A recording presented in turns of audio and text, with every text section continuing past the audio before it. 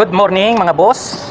So today ang gagawin ko mga boss, lilinisin natin o lilinisin ko yung loob ng radiator na yan. Ayan. Radiator yan mga boss ng bulldozer D8R na sabihin na natin modelo modelo ng konti kasi normally yung mga radiator ng bulldozer D8R ay ito ang itsura. Ayan. Yan, isang set yan mga boss. 1, 2, 3, 4, 5, 6, 7, 8, 9. Ayan, isang set yan mga boss. Isang bulldozer ng D8R lang ang pinagkakabitan ng lahat ng yan.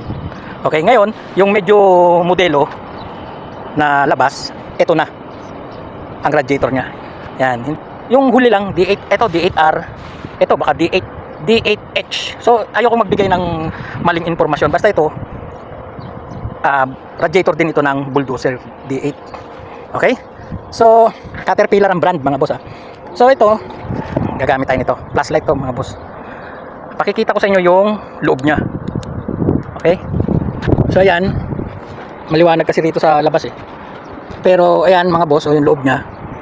Ayan oh, makalawang 'di ba? Makalawang oh. Ayan oh. Lalo na doon yung mga tubo, makalawang mga boss. Yan.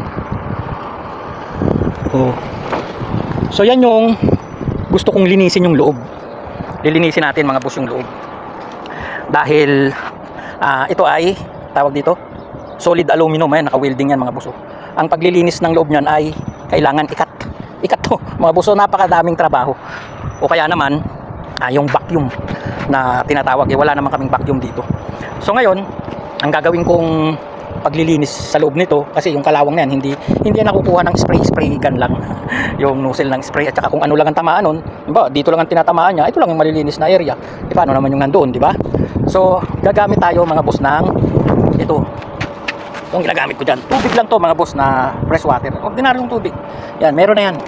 Yan o, hanggang dito yung tubig niya. Yan. Tapos itong nasa galon na to, ano to, asido to mga boss. Asido na 99%. Yan. Patakwa, pakikita ko lang sa inyo yung ano niya, yung tapang. Yun, kung nakita nyo, bumula. Baho, ang sakit sa ilong. Yan yung asido mga boss. So yan, yung asido na yan, nilagyan ko na to. Nilagyan ko na.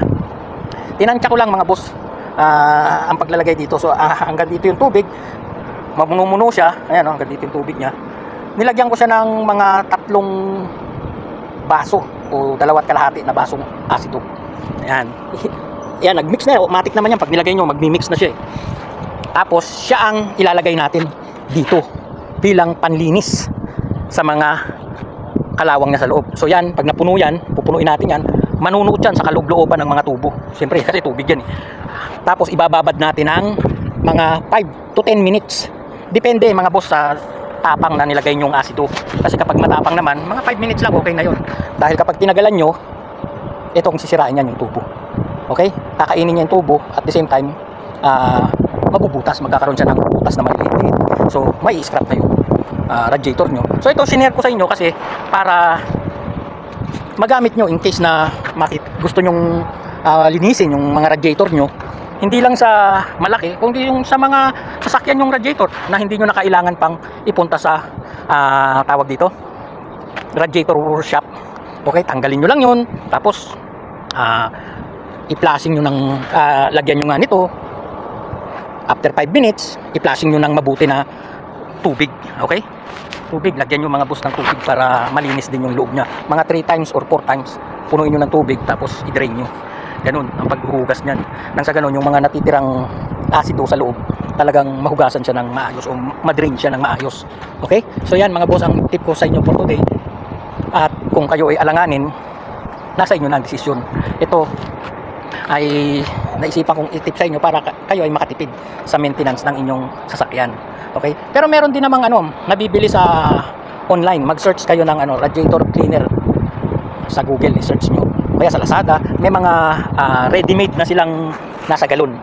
Okay? Kung kayo kung kotse lang din yan, mga 1 galon, pwede na yon. Salin nyo dyan. Tapos, basta may procedure naman yun, basahin nyo na lang. May mga ready-made na nabibili sa online. Lazada o Shopee. Try nyo rin mag-search kung gusto nyo maglinis ng inyong radiator.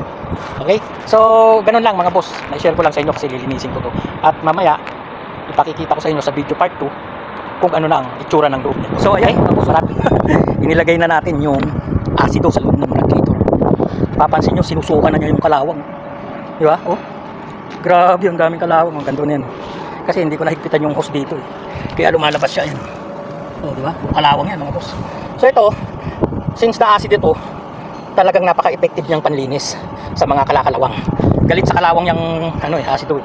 Kaya nga lang, kapag hindi nyo to nalinis ng mabuti, kakainin yan pati yung tawag dito, yung tubo ng radiator nyo.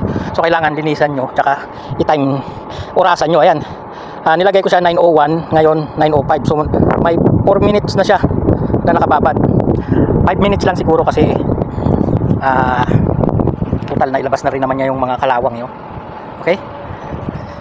Yan. Sabi no? Antay-antayin pa natin para mag 5 minutes. Malapit na oh.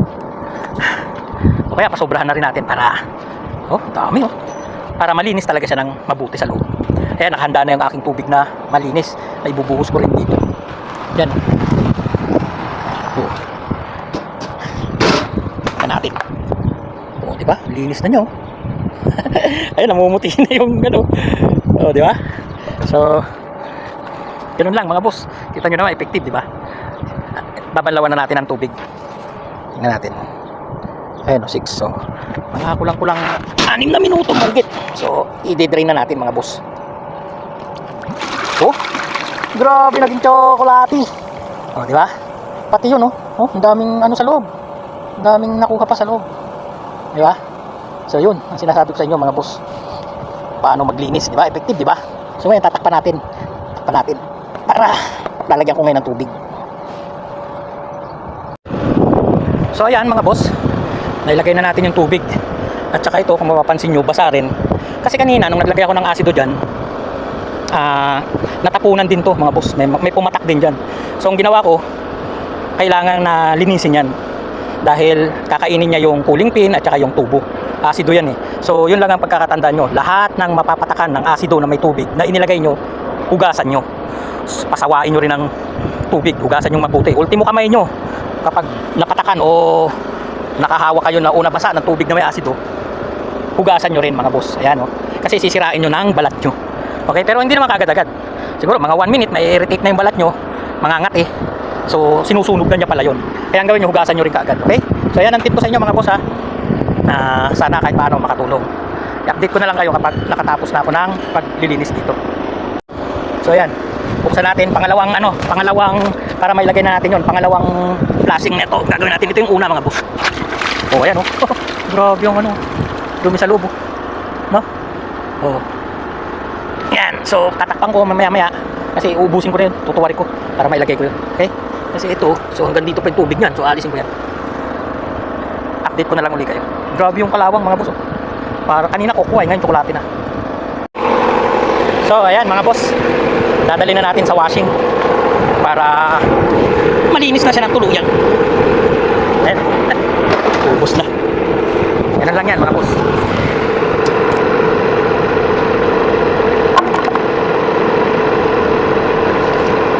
Yan.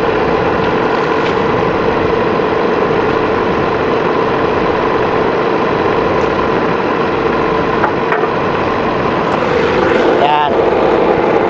Dadali natin doon mga boss. Andun yung washing area namin para sa bulldozer.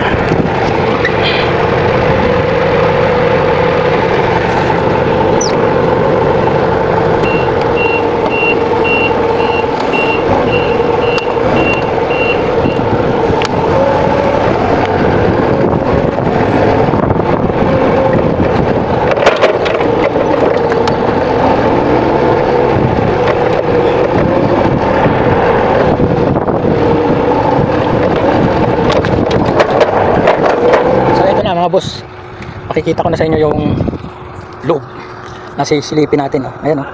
Napakalinis na mga boss, di ba? Kanina puro kalawang yan. O ngayon namuti na siya. Lumabas na yung kulay ng aluminum. Pati yung mga tubo, ayun nakikita niyo naman sa loob. Yung mga butas-butas na maliliit. Yan po yung tubo niya. Diyan dumadaan yung tubig pababa. Okay? So ayan, malinis na rin oh. So ganun lang mga boss. At ganun lang mga boss. At sana kahit paano nakakuha kayo ng konting idea sa aking shinare na video ngayon sa inyo. Ito po ay actual na ginagawa ko dito sa Saudi Arabia sa paglilinis ng mga radiator, sa pagre-repair. Yung mga video na sinishare ko sa inyo, mga actual na trabaho ko po yan dito sa Saudi.